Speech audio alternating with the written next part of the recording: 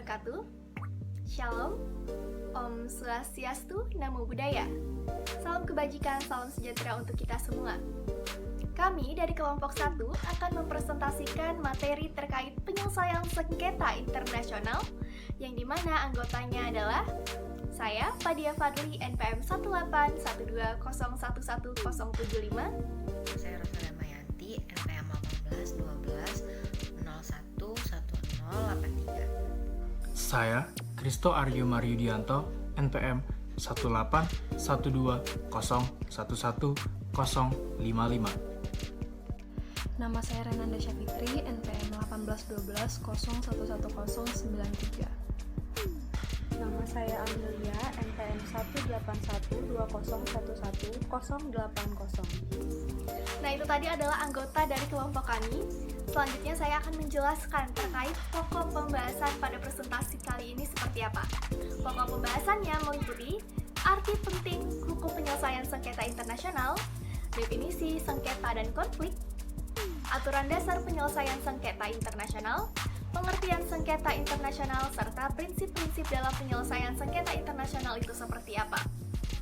Langsung saja akan saya serahkan kepada presentator pertama, kepada Saudara Kristo Aryo, dipersilahkan. Terima kasih atas waktu yang telah diberikan kepada saya.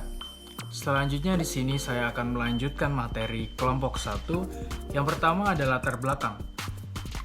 Suatu sengketa bisa didefinisikan sebagai adanya ketidaksetujuan yang spesifik tentang suatu fakta, hukum, atau kebijakan yang mana klaim suatu pihak ditolak oleh pihak lain yang mengajukan klaim yang berbeda.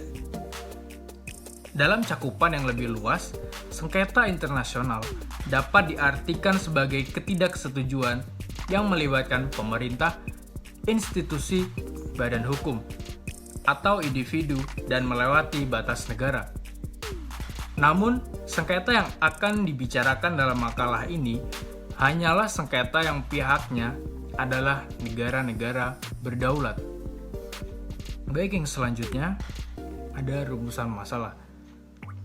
Rumusan masalah yang pertama kita ambil. Yang pertama, bagaimana arti penting dari hukum penyelesaian sengketa internasional. Lalu yang kedua, apa definisi sengketa dan konflik. Yang ketiga, bagaimana aturan dasar dalam penyelesaian sengketa internasional. Yang keempat, apakah pengertian dari sengketa internasional. Lalu yang kelima, apa prinsip-prinsip dalam penyelesaian sengketa internasional. Baik, segitu materi yang telah saya bacakan. Selanjutnya akan dilanjutkan oleh teman saya, Saudari Fadia, dipersilakan. Baik, selanjutnya saya akan menjelaskan terkait dengan arti penting hukum penyelesaian sengketa internasional itu seperti apa. Jadi, hukum penyelesaian sengketa internasional adalah sistem peraturan yang diakui oleh negara-negara di dunia, yang mana bertujuan untuk menyelesaikan perselisihan antara subjek-subjek hukum internasional mengenai fakta, hukum, atau politik di mana tuntutan atau pernyataan satu pihak ditolak, dituntut balik, atau diingkari oleh pihak lainnya. Perkembangan hukum internasional dalam mengatur penyelesaian sengketa formal pertama kali lahir sejak diselenggarakannya The Hague Peace Conference atau disebut juga dengan Konferensi Perdamaian Den Haag tahun 1899 dan 1907. Untuk peserta konvensi umumnya sendiri itu adalah negara-negara Eropa, Amerika Serikat, dan Jepang. Konvensi Perdamaian Den Haag tahun 1899 dan 1907 ini memiliki dua arti penting. Yang pertama, konvensi memberikan sumbangan penting bagi hukum perang. Lalu, konvensi memberikan sumbangan penting bagi aturan penyelesaian sengketa secara damai antar negara. Negara adalah satu-satunya subjek hukum internasional yang memiliki kedaulatan penuh. Ia adalah subjek hukum internasional par excellence. Karena itu, suatu negara meskipun tunduk kepada kewajiban penyelesaian sengketa secara damai, namun ia tetap memiliki kewenangan penuh untuk menentukan cara-cara atau metode penyelesaian sengketanya. Kewajiban tersebut tetap tunduk kepada kesepakatan negara yang bersangkutan. Selanjutnya, saya akan menjelaskan terkait dengan definisi sengketa. Sengketa atau dalam bahasa Inggris disebut dengan dispute. Dispute merupakan pertentangan atau konflik yang terjadi antara individu-individu atau kelompok-kelompok yang mempunyai hubungan atau kepentingan yang sama atas objek kepemilikannya, yang menimbulkan suatu akibat hukum antara satu dengan yang lain. Nah, persengketaan itu bisa terjadi karena adanya kesalahpahaman tentang suatu hal. Salah satu pihak sengaja melanggar hak atau kepentingan negara lain. Dua negara berselisih pendirian tentang suatu hal dan pelanggaran hukum atau perjanjian internasional. Baik, itu saja yang dapat saya sampaikan. Selebihnya akan dijelaskan oleh rekan saya, Amelia. Baik, di sini saya akan menjelaskan definisi konflik dan aturan dalam penyelesaian sengketa internasional. Yang pertama itu ada definisi konflik. Jadi menurut Surjono Sukanto, dia memberikan definisi bahwa konflik sebagai proses pencapaian tujuan dengan cara melemahkan pihak lawan tanpa memperhatikan norma dan nilai yang berlaku. Kemudian ada menurut Paul Kohn, berpendapat bahwa konflik merupakan sebuah aktivitas yang bertujuan untuk mempengaruhi proses dari pembentukan dan pelaksanaan kebijakan sebagai sebuah upaya untuk mendapatkan atau mempertahankan nilai-nilai. Kemudian ada Robert Awang berpendapat bahwa konflik dapat diartikan sebagai benturan kekuatan dan kepentingan antara satu kelompok dengan kelompok lain dalam proses perebutan sumber-sumber kemasyarakatan, seperti contohnya ekonomi, politik, sosial, dan budaya yang relatif terbatas. Menurutnya, konflik juga dapat diartikan sebagai sebuah perjuangan dalam memperoleh nilai, status, kekuasaan, dan sebagaimana yang menjadi tujuan dari konflik, bukan hanya untuk memperoleh keuntungan, namun juga menjatuhkan lawannya. Aturan dasar dalam penyelesaian sengketa internasional. Penyelesaian sengketa dalam hukum internasional pada umumnya berdasarkan pada pasal 33 Piagam Persatuan Bangsa-Bangsa atau PBB, di mana pihak yang terlibat dalam pertikaian atau sengketa pertama-tama harus mencari penyelesaian dengan jalan perundingan, penyelidikan, mediasi, konsiliasi, arbitrase, penyelesaian menurut hukum, menggunakan pengaturan-pengaturan atau badan-badan regional dengan cara damai lainnya yang dipilih dengan mereka sendiri. Sehingga pada dasarnya, berdasarkan hukum internasional atau lebih spesifiknya dalam Piagam PBB, setiap negara-negara yang terlibat dalam sengketa diberi kebebasan untuk memilih mekanisme penyelesaian sengketa secara damai sebagaimana yang disebutkan dalam pasal 33 PBB. Dalam penyelesaian sengketa internasional terdapat beberapa cara. Yang pertama ada arbitrase. Arbitrase adalah salah satu cara alternatif penyelesaian sengketa yang telah dikenal lama dalam hukum internasional, di mana para pihak yang bersengketa ini menyerahkan persengketaannya kepada arbiter untuk mencari tahu bagaimana penyelesaian dari sengketa tersebut. Kemudian ada negosiasi. Negosiasi atau perundingan dapat didefinisikan sebagai upaya untuk dapat mempelajari dan merujuki mengenai sikap dipersengketakan agar dapat mencapai suatu hasil yang dapat diterima oleh pihak yang bersengketa. Kemudian ada mediasi. Mediasi ini merupakan bentuk lain dari negosiasi. Yang membedakannya adalah mediasi terdapat keterlibatan pihak ketiga. Kemudian ada konsiliasi.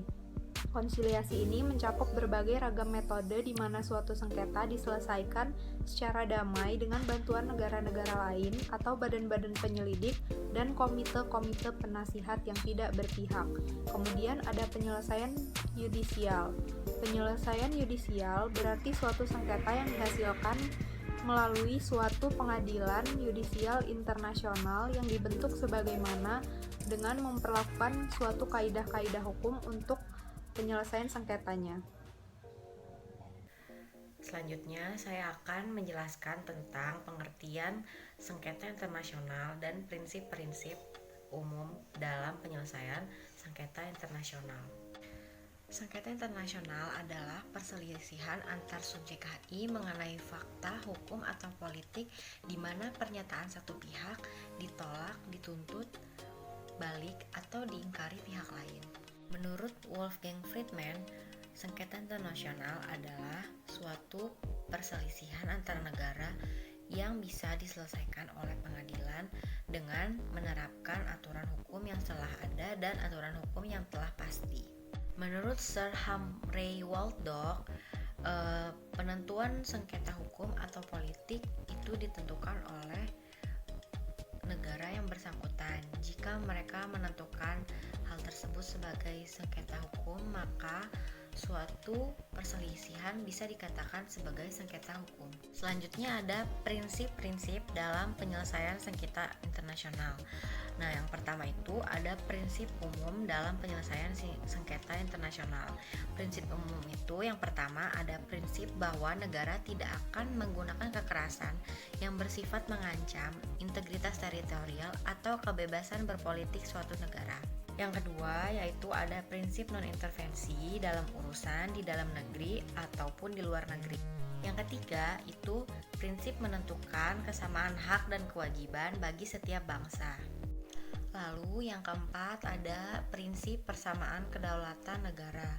Yang kelima ada prinsip hukum internasional mengenai kemerdekaan, kedaulatan, dan integritas teritorial suatu negara. Lalu selanjutnya ada prinsip itikat baik dalam hubungan internasional. Dan yang terakhir ada prinsip keadilan dalam hukum internasional. Ya, sekian materi yang dapat saya sampaikan. Untuk materi selanjutnya akan saya serahkan kepada Renanda Syafitri. Di sini saya akan menjelaskan mengenai prinsip penyelesaian sengketa secara damai. Yang pertama itu ada prinsip itikat baik. Prinsip ini sebagai prinsip dasar dalam penyelesaian sengketa antar negara.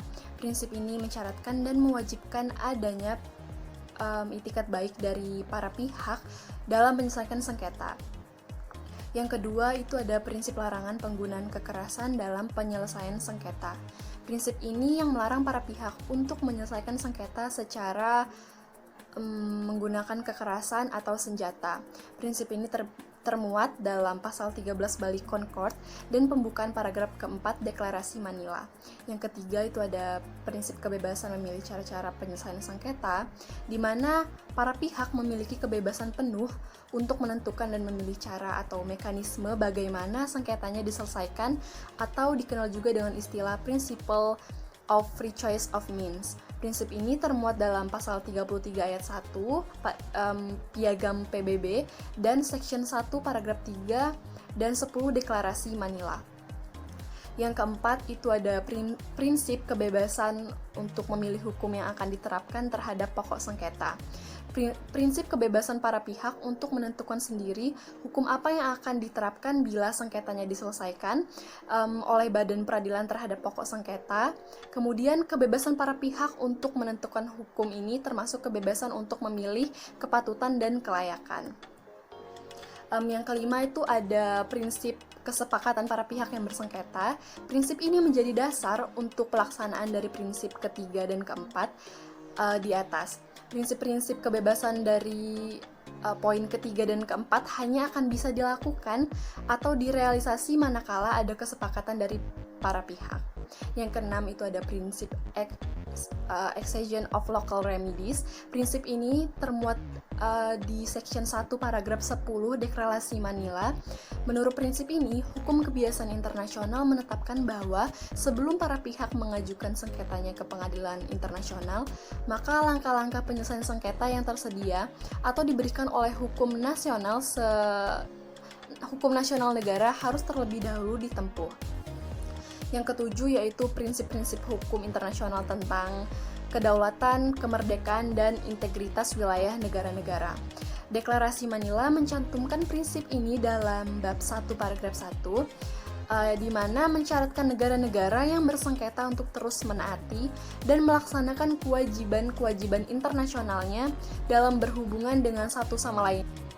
Baik, selesai sudah presentasi dari kelompok kami. Semoga saja ilmunya dapat bermanfaat untuk kita semua. Dan bila ada salah-salah kata atau kekurangan pada presentasi kami kali ini, kami mohon maaf, dan kepada Allah kami mohon ampun. Wabillahi taufiq wal hidayah. Wassalamualaikum warahmatullahi wabarakatuh. Om Santi Santi Om.